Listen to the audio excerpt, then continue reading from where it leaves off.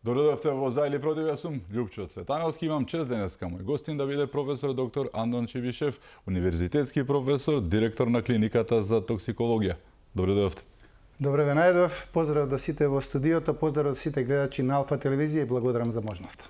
Професор, е една тема која што никогаш не ни замре, за жал, заради тоа што се што се случуваше околу неа во оној правен процес кој што требаше да биде правена, на крајот не видовме правда, остана како едно црно петно на македонското живење, буквално кажано ги оптеретува сите. Зборуваме за модуларната болница. Еве, опозицијата, кога беше ВМРО во опозиција, постојано имаше пресконференции и како вас продолжија со нови моменти, сега со подостапни информации дознаваме секој ден за нешто што се случувало таму и кое што е надвор од умот, да не речеме, ама дефинитивно не требало да се прави. Еве, темата модуларна болница за која што вие уште веднаш по несреќата ми гостувавте тука во емисијата и кажавте работи кои што и ден денес држат вода. Зборуваме за нешто што се случи пред 4 години, 2021 година вие бевте дел од мојата емисија, укажавте на некои работи кои што еве и денеска излегуваат на виделина дека биле така. Темата модуларна болница која што не замре за жал.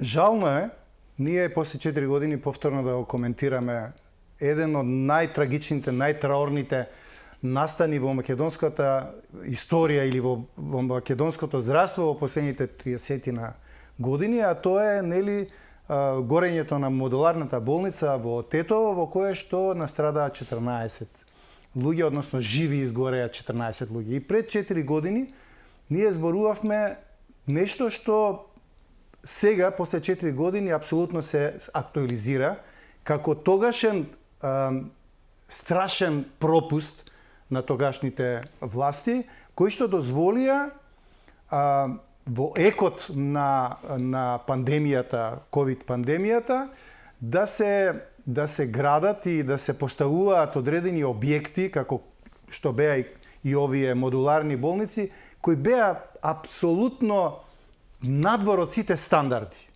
надвор од сите пропишани протоколи за згрижување на тешки болни. Значи, во модуларните болници се згрижуваа пациенти со ковид инфекции, кои што беа во прилично тешка состојба. Добар дел од нив имаа проблеми со дишење, па имаше потреба да се вклучуваат на асистирано дишење. И сето тоа уште повеќе обременуваше целата ситуација. И тогаш, еве и сега ќе повторам, дека модуларните болници не беа објекти, не беа капацитети во кои што ние требаше да згрижуваме таква тешка патологија, такви тешки пациенти. И тогаш и сега ние имаме здравствени објекти кои што или се стандардни, се по стандарди, или со мали интервенции и инвестиција може да се доведат во ситуација да бидат стандардизирани за да можат да згрижуваат такви тешки пациенти. Меѓутоа, за жал, се случи тоа што се случи и тоа е едниот дел од целата оваа трагедија.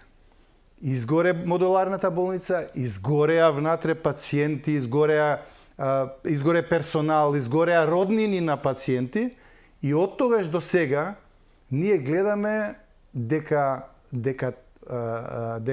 таа трагедија не добива правна завршница.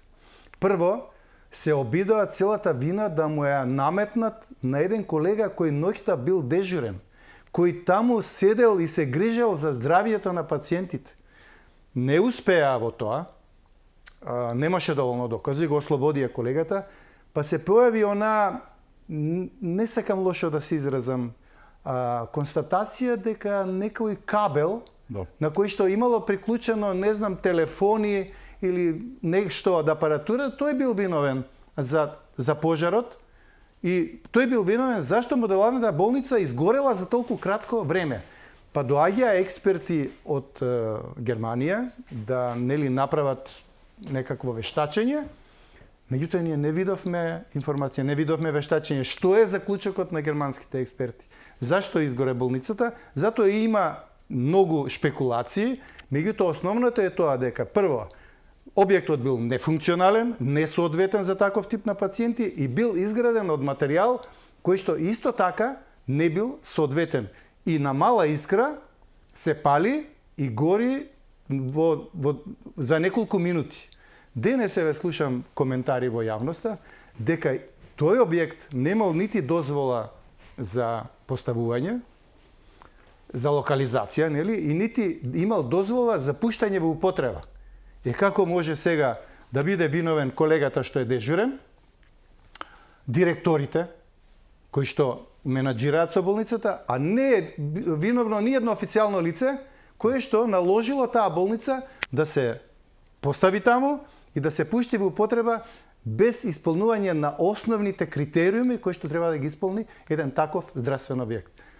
Да ви кажам, сега гледам дека еве актуелната власт овие информации ги пренесува еден од гласноговорниците на владата, кој што го коментира тоа. Актуелната власт го покренува целото прашање, меѓутоа не гледам во јавноста да има коментари или да има одговор од спротивната страна.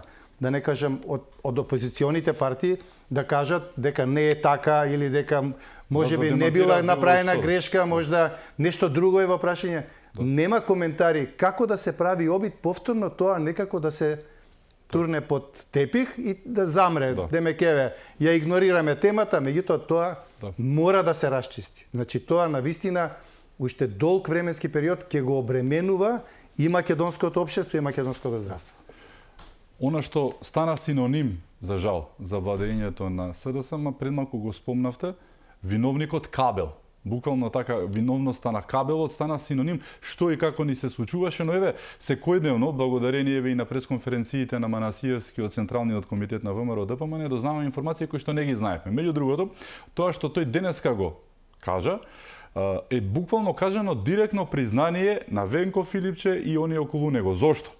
Затоа што после Тетовската модуларна болница пожарот, Министерството се обврзува, меѓу другото, иако според договорот треба изведувачот да направи се без дополнителни трошоци, така вика договорот. Не, Министерството се обврзува да плати 20% повеќе од договорената сума за преостанатите модуларни болници, со тоа што панелите ќе бидат по-безбедни. Значи, во превод, професоре, тука Министерството, и тоа е со директно, колку што знам, подписче на Филипче, признаваат дека претходните се небезбедни. Ако вие плаќате за по-безбедни и за подобри модуларни болници, вие не треба ни тука суд или било што да не знам што јавниот обвинител да решава, само нека види зошто плаќаат 20% повеќе, зошто во друга страна не ги платиле претходно или пак не се договориле такви да бидат панелите. Но еве, нова информација која што укажува на првиот момент, уште кога седевме тука, буквално кажано, после неколку дена од трагедијата и правевме анализа, главно на кој што секој прво помисли беше не можеа така тие да изгорат како кибричиња за 2 минути така. Еве имаме директно признание денеска. Ова што го кажа всушност од Централниот комитет на Насиевски за тоа што се случувало на страна криминалот, повторно од нашиот џеп. Од народниот џеп е платено плюс 20%. Назнаеме кого меѓу другото и другата работа признаваат со тоа дека не биле безбедни така. Па видите, во старт е погрешна таа одлука да се ослониме на модуларните болници. Во старт. Многу несериозно се почна, уште кога нели почна ковид пандемијата. Знаете, веројатно се сеќавате на она шаторска болница од норвешка армија, која што заврна малку снег па се сруши. Па потоа модуларните болници кои што еве и тогаш имаше шпекулации, меѓутоа сега се потврди тоа со докази дека били изградени од несоодветен материјал. Вие кажавте уште тогаш дека постојните капацитети можеа да се доопремат и пренаменат и да се искористат без тие пари ризици. Можеше одредени капацитети кои што не се сега не се употребуваат, не се во функција од разни причини, не сакам да ги коментирам, со тие пари и можда уште нешто да се додаде, да се прилагодат за кратко време, за да можат да бидат функционални и во нив да се сместуваат такви пациенти тешки на кои што им ја потребна интензивна нега, интензивно лекување. Не можеме ние интензивна нега, интензивно лекување да пружиме на пациенти во модуларните болници. Ја не знам, Лјупчо, дали вие сте влегле во модуларна болница. Јас сум влегол, така наречен, да не јас сум влегол и знам како тоа изгледа внатре. Тоа нема врска со капацитет за пружање на таква нега која што бара високи стандарди, високи критериуми. Не може да се пружа.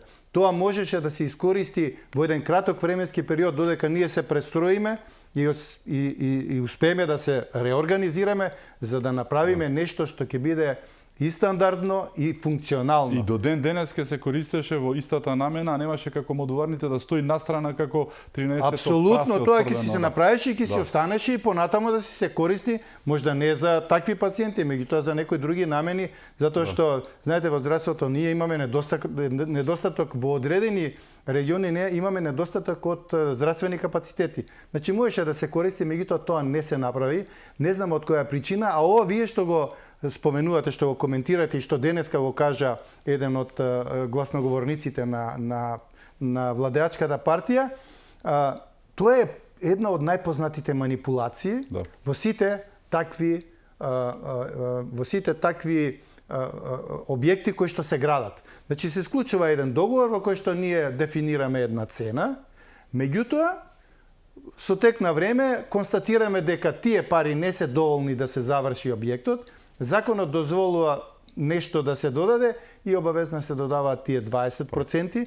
Меѓутоа, ако е направен пропуст во тек на планирањето, во тек на правењето на проектот, тоа треба да си го сноси фирмата која што ќе го добие, ќе добие работата, која што ќе го добие, која ќе добие јавната набавка, а не повторно да се потпишува анекс, па повторно од буџетот да се влечат пари, односно да се влечат пари од граѓаните, затоа што буџетот го полнат граѓаните, за тоа што некој направил пропуст, несериозно го направил проектот или од други причини, нели, добро познати причини, меѓусебно некакво договарање, да се земаат пари од буџетот за да може објектот да се заврши.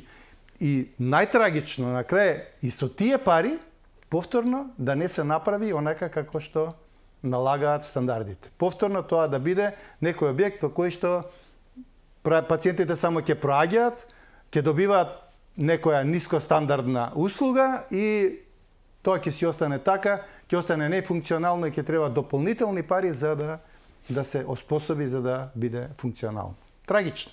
Очекувате ли конечно правдата да дојде како што треба и на овој случај, и за овој случај, или сепак да остане како што си е? Директорите, некој лекар таму ќе се најде, а имаме и кабел виновник, да?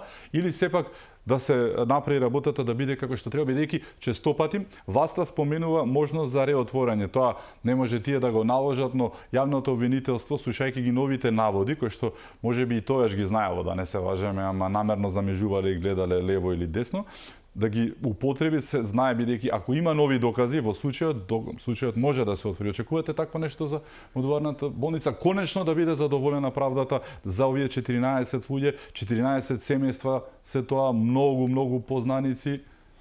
Па видите, гледајќи го секојдневно, гледајќи ги активностите на Министерството за внатрешни работи, кое што мислам дека во моментов работи многу интензивно, баш на некои вакви настани, немили настани кои што се случувале во минатото.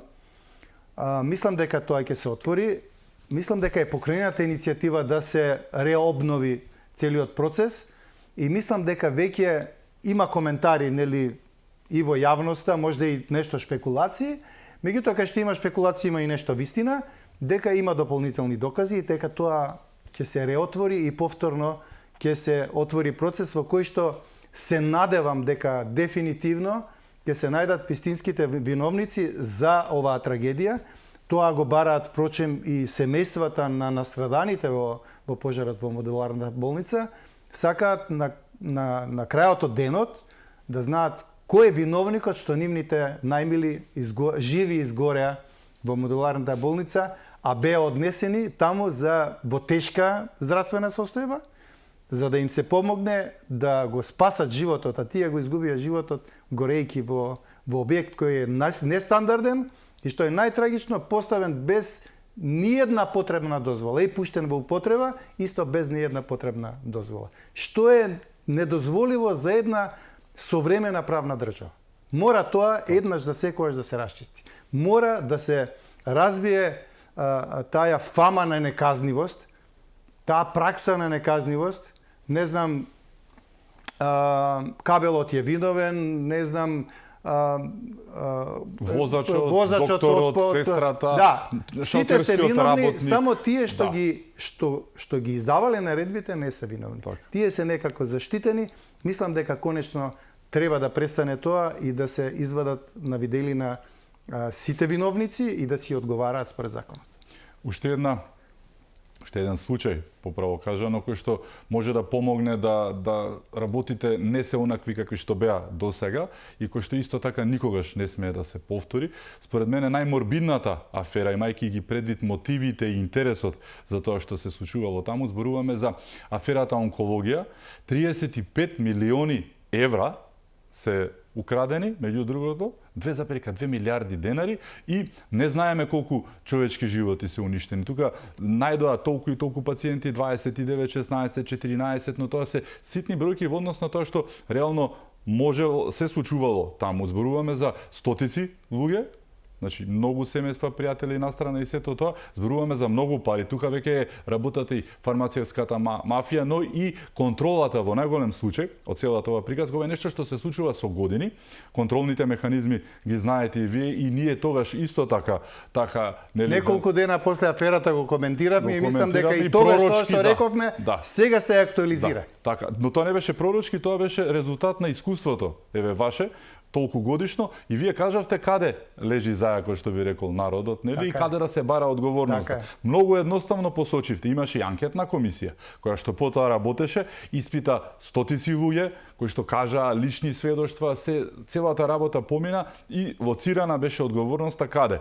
Во Државниот санитарен и здравствен инспекторат, во Фондот за здравство и кај министерот. Трите механизми кои што не можеле, не смеле и да не се лажеме, многу е неверојатно да не приметат бидејќи стигале од клиниката од време на време и извештаи од Државниот завод за ревизија и за сето тоа, се гледало дека таму се работи катастрофално, недомакински и дека таму има проблем, никој не реагирал и еве сега повторно, иако многумина велат дека тоа е добар почеток, што конечно лекари или директори во здравството ќе бидат обвинети за нешто посериозно, а да не биде тоа нели ситен рушвет, односно мито, или пак да биле пијани при операција, кој што имаше случај, но мислам дека е премногу малку. Тоа може би е добро за старт, но не и за натаму во приказката, бидејќи професоре да останеме повторно на лекарот и на директорот, малку нема логика. 35 милиони Тоа се огромни средства, огромни огромни пари. Да пари. бидат во Македонија, да не се лажеме, огромни пари. направиле тоа. Знаете, во аферата онкологија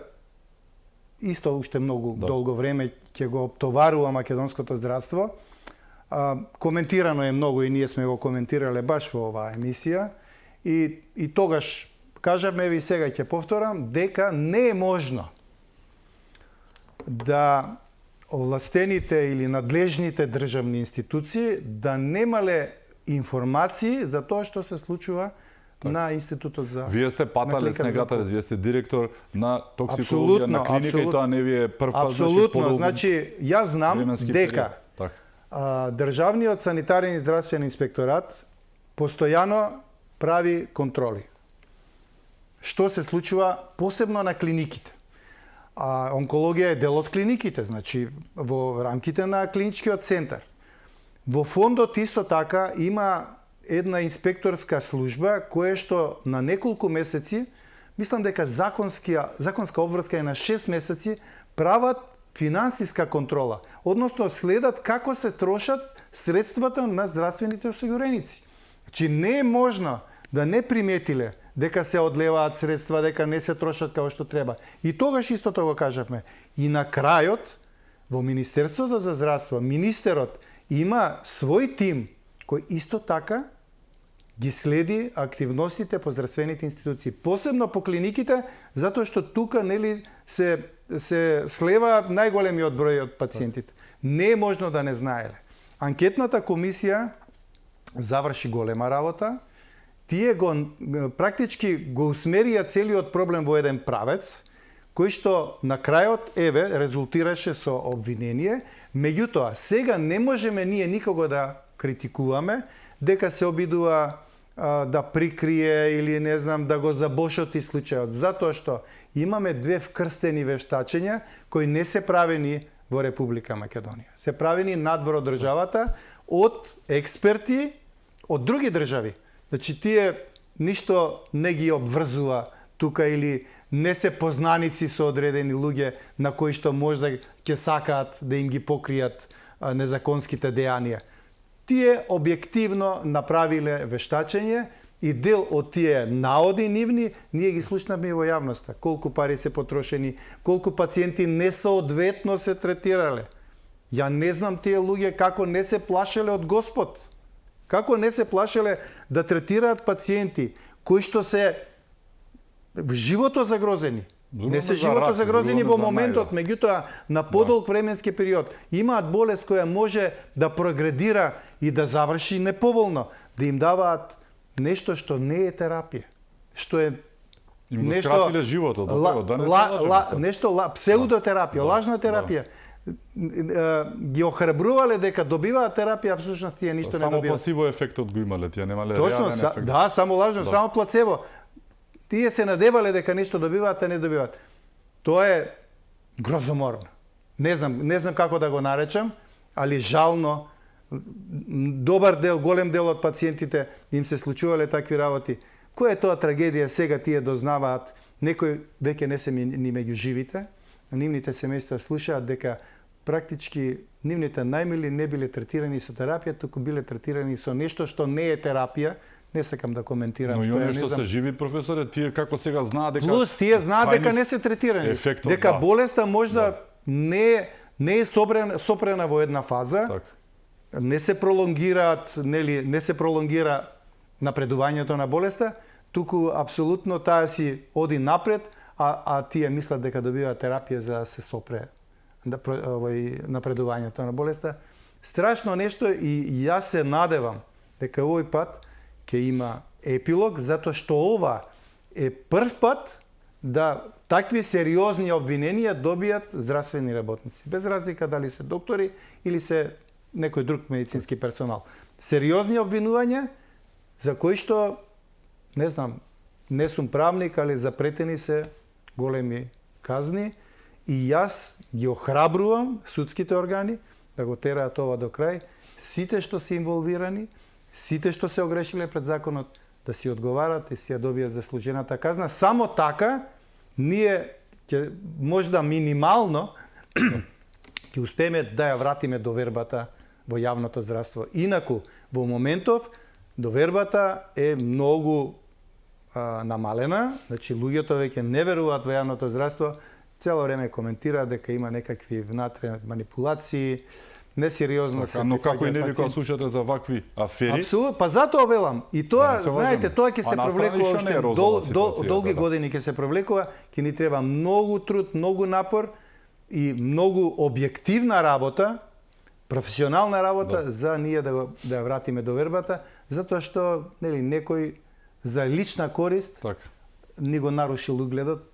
Тоа е трагично, ама тоа се случило и сега ние ќе мораме тоа да го поправиме. Така, поединци ја наметнуваат приказката за генерализацијата која што вели сите сте исти, така? Така е. За жал и секој 99% да бидат како што треба да работат, надвор од приказката какви се условите, платите и сето тоа 1% како овие, еве, на онкологија или пак приказката со нели други афери кои што беа и го руинираат и онака намаленото довербата ја нема буквално кажано, нели исто и со суството мислам се генерираат овие работи, но еве се случува тоа што се случи еден момент кој што и покрај својата трагичност сепак врати дел од довербата во здравството благодарение на онаа реакција која што беше искрено кажано од малкумина очекувана.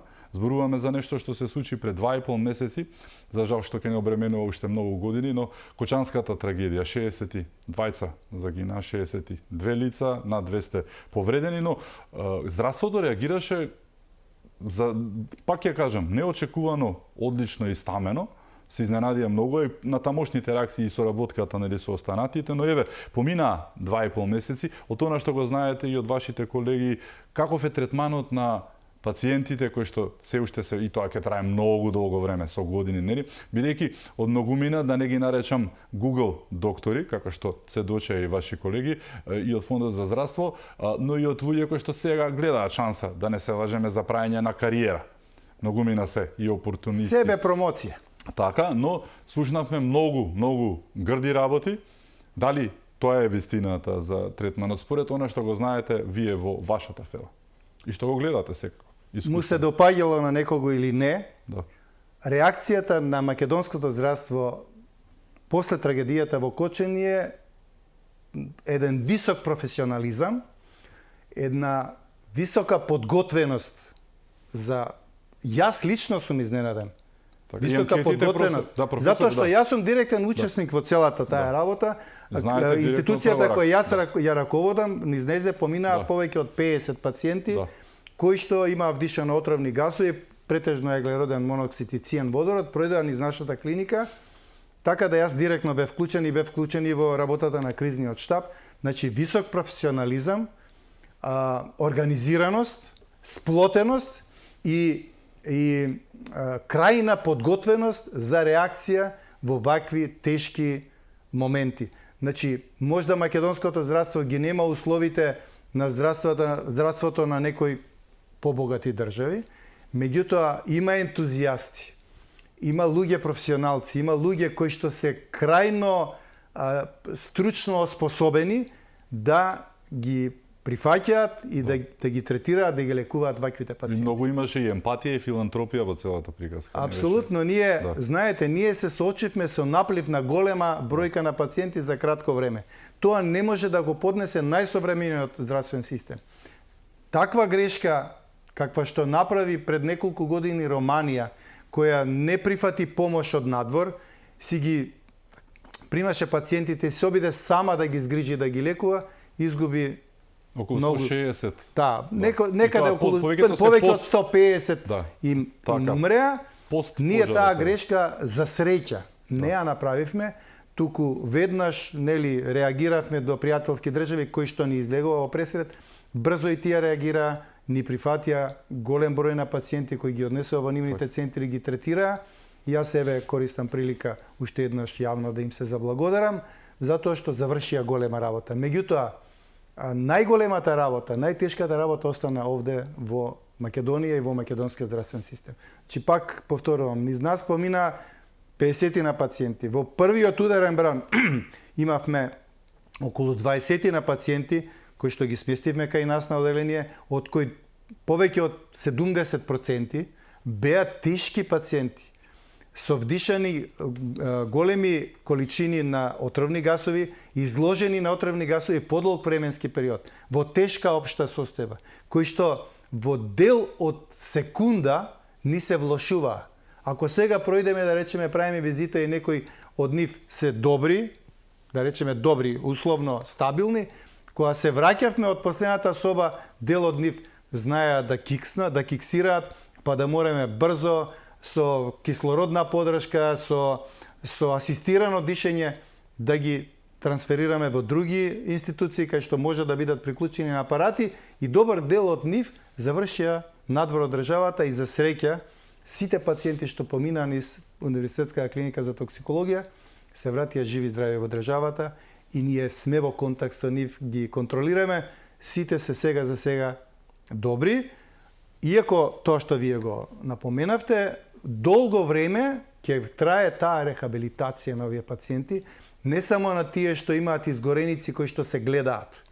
Тука ќе треба долго време физикална терапија, посебни специфични начини на терапија. Туку и тие што имале изгореници во дишните патишта, затоа што внатре вдишувале воздух кој бил на висока температура. Друго, тие што вдишувале долго време отровни гасови. Исто така ќе трае подолго рехабилитацијата.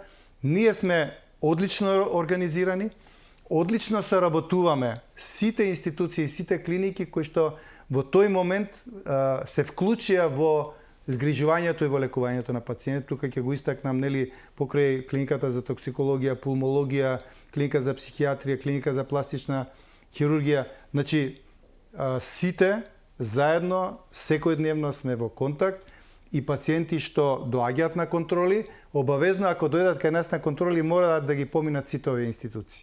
Таков е договорот. И тие да ги погледнат, и тие што се враќаат од странство, се договараме каде ќе биде сместен пациентот 24 сати, за да го видиме ние, и при тоа конзилијарно го гледаат доктори од сите овие институции.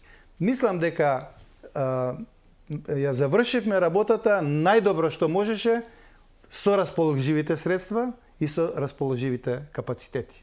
Најдобро што може. Јас да ви кажам, горд сум што припаѓам на таа екипа, кое што учествуваше во згрижување. Трагично е тоа што изгубивме 62 животи, меѓутоа тоа е друго прашање, да не го актуализираме затоа што е болно, меѓутоа тие што успеа да преживеат, ние на Не се оставени сами на себе, како што вели опозиција. Не, апсолутно. Видите, тоа се недобронамерни коментари. Не е точно дека се оставени.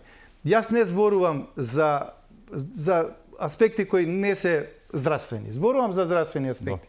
Значи, тие се прифатени, третирани на најпрофесионално, најстручно и сега ние имаме направено план, сите се доаѓаат на контрола, сите кои што во моментот ќе почувствуваат некаков проблем, се јавуваат на телефон, доаѓаат, ние ги гледаме, правиме одредени клинички испитувања, ако има потреба, повторно интервенираме. Значи, тие луѓе неколку години ќе бидат под наш надзор. Таков е договорот, ја мислам дека тој договор ќе се испочитува. Сите институции вклучени, сплотено, работиме безпрекорно. Еве, пак велам, горд сум што сум дел од таа екипа. Како интелектуалец, не мора како лекар, професор или како директор на токсикологија, она што се случува во моментот според најавата на аналитичарите политички е дека опозицијата, особено СДС или СДСМ, ако не им одговара тоа во името, но ќе прават буквално кажано кампања за локални, што е малку нелогично, но ќе ја прават врз Кочани. Почна приказката, се вика вистината за Кочани, каде што секој ден изнесуваат нешто што се случувало, но тоа нема врска со здравството, најчесто има со внатрешни структури, па овој бил обвинет, овој не, и што е можеби најинтересно, тие го ставија на ѕидот на срамот, на тапет, Лјупчо Коцевски, јавниот обвинител кој што беше предменување од страна на ВМРО ДПМН власта, но кој што не е сменет благодарение во наводници на Кочани, и кој што кога влезе на вистина човекот и почна да работи, сега тој е еден од главните виновници за тоа како се води така наречената селективна истрага. Како гледате на ова според многумина некрофилски чин, да не речам опортунистички, дефинитивно популистички? Видите, политички поени да ќарува човек на ваква трагедија, мислам дека не е човечки. И не е достојно да го коментираме. Значи, не можеш ти на нечија несреќа, која што практички многу луѓе од Кочани се уништени. Децата си ги изгубија, некои изгубија роднини, некои изгубија пријатели, другарчиња. Ти на тоа да ќаруваш, да добиваш, да заработуваш политички поени, мислам...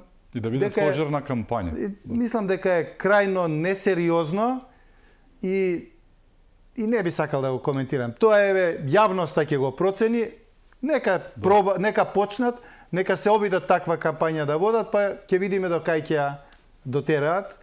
Не знам како да го наречам. Ми е страв да не употребам некој лош збор, меѓутоа на тоа политички поени да добиваш, мислам дека јас го сметам Социјалдемократскиот сојуз за сериозна партија, која што не смее да си дозволи на ваков низок начин, приземен начин, да се обиде да го покачува рейтингот. Има други начини на кои што треба да го покачат рейтингот.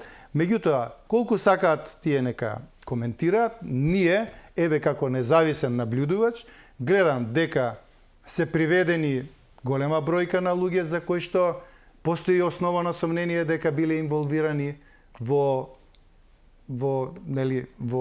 трагедијата во Кочани, меѓу кои министри, државни секретари, значи државни функционери приведени, против кои има покренато и обвиненија.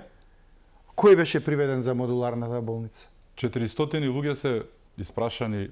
Апсолутно. И ова со државниот јавен обвинител. Тој требаше да се смени, меѓутоа многу умен потек на власта. По мене, ако го смени обвинителот, кој ќе ја водеше истрагата?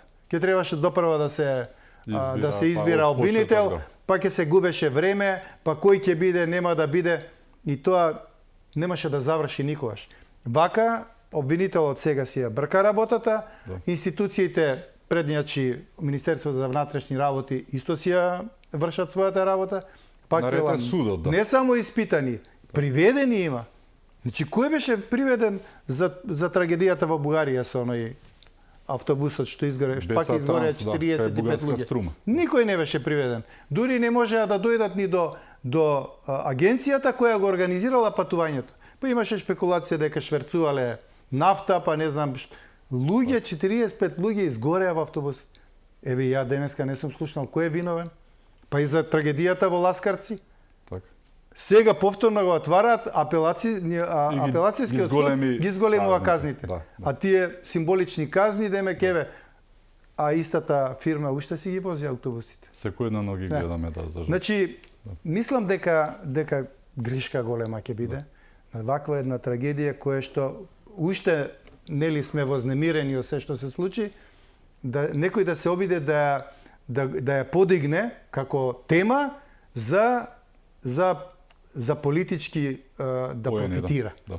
Мислам дека голема грешка ќе биде, ама тие си знаат. Да.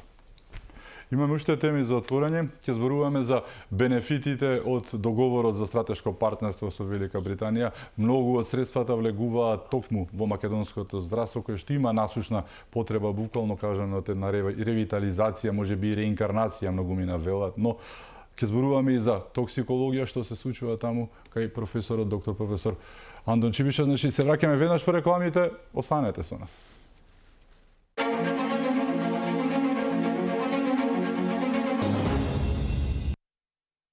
Се враќаме во за или против. Мој гостин е професор доктор Андон Чибишев. Професоре, една работа што и се случи убава на Македонија во последните месеци. Не беа само црни работи за наша среќа, но еве договорот за стратешко партнерство со Велика Британија, многу средства ќе влезат во земјава, настрана геополитиката, настрана и безбедноста, кој што се исто така придобивки, но можеби најпозитивното од се што најголем дел од парите ќе одат на инфраструктурни проекти, како што е пругата, патишта, но исто така најголемиот дел ќе оди за инфраструктурни проекти во здравството. Што се еве според оние информации кои ги имате вие, ќе добиеме во здравството? Видите, прво морам да споменам дека долго време државата немаше на располагање средства со кои што ќе го ревитализира здравствениот систем, посебно во делот на инфраструктурата. Ние може да имаме доктори кои што се подготвени, кои што се специализирани, кои што се оспособени, едуцирани и вклучувајќи медицински персонал. Меѓутоа некогаш немавме услови во кои што можеме до крај да ги покажеме своите способности, че немавме инфраструктурни објекти.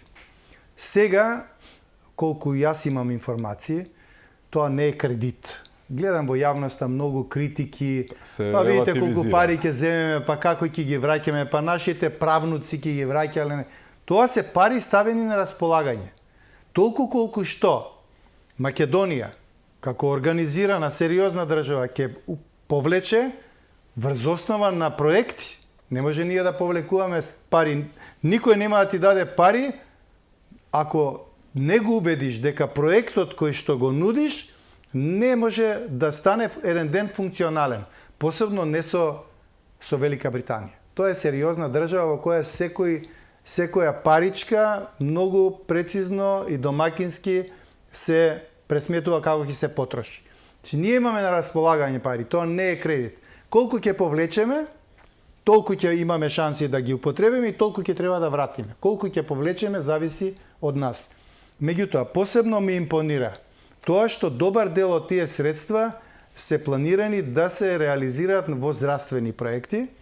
Пред се, еве, во јавноста излегува информации дека приоритетни објекти во моментов ќе бидат клиничката болница во Штип, стратешки објект во источниот дел на државата, и општата болница во Кичево, која добри 25 години се реновира, па ќе престане, па нешто ќе се доправи, па додека другото да се направи, ова што е направено пропаднало, затоа што долго време се манипулираше со објектот, а ништо не се правеше. Сега има проект кој што со средства од Велика Британија, парите што ни се ставени на располагање, ќе се реновира и ќе се доведе во состојба да биде еден современ медицински објект по кој што ќе може да се пружа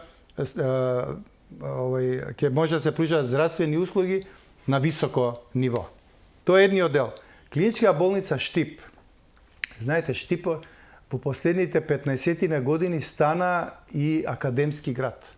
Значи, Универзитетот Гоце Делчев, за кој што исто така имаше многу критики, меѓутоа и тогаш и сега, мислам исто го дека... препороди градот на Исто целиот така регион. стратешка одлука да се отвори универзитетот, да се отворат неколку факултети.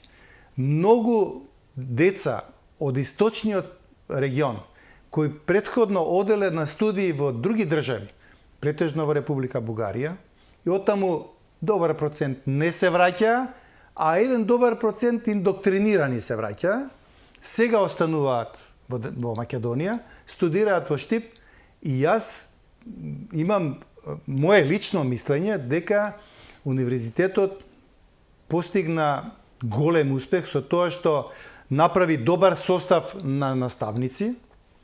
Зборуваме и за медицинскиот дел. Добар дел од наставниците се, јас ги познавам лично, се перфектни и доктори, и клиничари, и наставници. И мислам дека тоа го оживеа градот.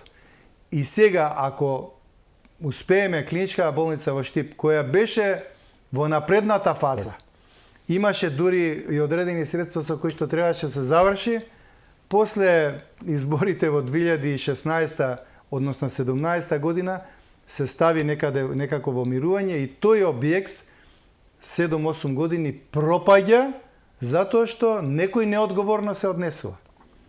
Сега мислам дека конечно ќе си го добие својот лик и ќе помогне и на медицинскиот факултет во Штип. Ќе стане наставна база за тој факултет и уште повеќе ќе се подигне нивото и на студирање и на пружање на здравствени услуги. Студентскиот дом од 200 легла. Мислам дека ќе биде стварно голем успех клиничкиот центар во Штип да се направи и да профункционира.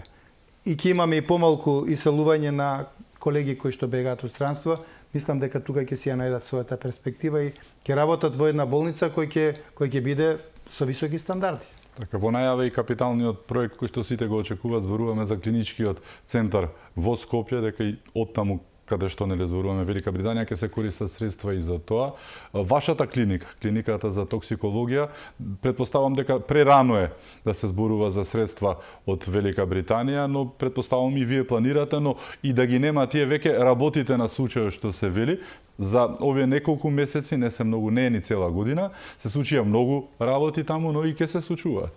Апсолутно, јас кога дојдов сега, нели кога го преземав раководењето на клиниката, прво затекнав луѓе кои што работеа без никакви договори. И тоа моравме итно да го разрешиме, ги ослободивме тие луѓе и еве сега во тек е... Јас тогаш кажав, малку фигуративно, дека нема да има више на клиниката каубојски вработување. Тогаш имаше каубојски вработување, се носеа луѓе без никакви договори, работеа, учествуваа во процесот на работа, третира, негуваа пациенти, лекуваа, а нема никаква одговорност. И што е најтрагично, земаа плата, а нема, го оштетуваа буџетот, а немаа договори. Сега имаме конкурс, регуларен конкурс на кој што ќе вработиме 12 луѓе и очекувам во текот на оваа недела да добијам уште една согласност од Министерството за финансии, по која што ќе го дополнам оној персонал кој што во моментот ми е најнеопходен. Тоа е првата работа. Во тек е реновирање, темелно реновирање на приземјето, каде што беа порано амбулантите, дневни болници и интензивна нега. Тој дел и целата клиника ќе прерасне во ургентен интернистички центар. Нешто што му е насушно потребно на клиничкиот центар, а и на македонското здравство.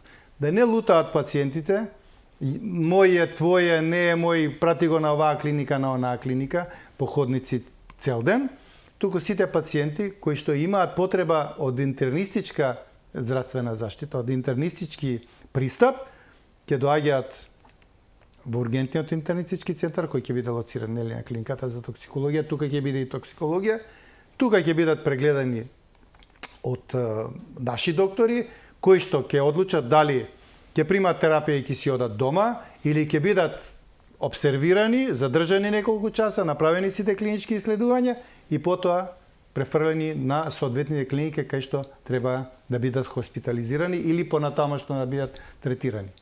Две општествено одговорни компании, Алкалоид и Комерцијална банка, донираа средства со кои што приземјето комплетно е реновирано и опремено со инвентар и со мебел што е потребен за на многу високо ниво, значи високи стандарди. Се менува целиот машински потенцијал, климатизација, гасови. Значи, тоа ќе биде нешто многу убаво. Еве, користам прилика да информирам јавноста, за кратко време се надевам дека тоа ќе го обавезно, значи ќе го пуштиме во употреба и имаме уште еден дел кој што е во сутеренот, во кој што одредени кабинети ќе продолжат да работат во стариот објект, меѓутоа истите тие сега Министерството за здравство ја презема обврската да ги реновира. Целата зграда во која што во еден дел има нефункционални простори ќе бидат оспособени да се стават во функција на клиниката, на вработените и на пациентите. Значи тоа ќе биде еден целосен проект кој што ќе го подигне нивото на згрижување на пациенти на многу високо ниво. Покрај тоа, ние направивме неколку инвестиции. Целата оваа работа, да кажам дека чини некаде околу 30 на милиони денари. Значи, колку е тоа? Околу 500.000 евра, што е голема сума. Тоа го финансираат овие две компании, Алкалоид и Комерцијална банка. И тоа ние направивме неколку инвестиции од собствени средства. Направивме некои заштеди во буџетот на клиниката и после 40 години постоење на клиниката за токсикологија купивме многу современа токсиколошка лабораторија, за која што потрошивме околу 11 милиони. Тоа се големи средства, меѓутоа и лабораторијата е многу современа и ќе ни дава наоди кои што многу ќе ни помогнат во прецизноста на работата. Ние досега користиме лабораторија од други институции, се имаме своја лабораторија, која што не само ќе го детектира отровот со кој што се соочуваме во моментот, туку ни дава и прецизни концентрации во која концентрација е присутен во човечиот организам. Значи, нивото на згрижување на пациенти со труење ќе биде многу високо дигнат. И третманот со тоа дефинитивно различен и прецизен. Денеска добив информација од фирмата која што ја доби јавната набавка, плюс 5 ЕКГ апарати, нови, исто така многу современи, и за тие потрошивме околу 650.000. Комплетно го обновивме мебелот на клиниката, кој не беше обновен повеќе од 10 години. И пошто, ние сме институција која 24 сати работи, нема застој, тоа беше крајно изамортизирано, дури беше и опасно човек да седи. Пациентот. Замислете пациент да легнеш на некој кревече и тој да се скрши, или некој од вработените седи на некоја фотелја или некој столче, тоа да се скрши, и за тоа потрошивме добри 1.300.000. Значи, инвестицијата е негде околу 200.000 евра, да полесно да ме разберат гледачите, кои што од собствени средства, од никого не сме барале помош, не сме позајмувале, не сме барале од државата, туку тоа се пари кои што ние со домаќинска работа успеевме да ги заштедиме и ги инвестиравме за да ги подобриме условите за работа и да го подигнеме нивото на здравствена заштита. Се надевам дека и во иднина така ќе се работи и вака убави работи ќе се случуваат, кои што ќе одат во полза на македонското здравство и на пациентите кои што ги користат нашите услуги. Со оглед на се она што се случува во Македонија, но и во здравството, дали може да очекуваме конечно подобри времења за овој сектор кој што неба дел е наречен секторот кој што живот значи?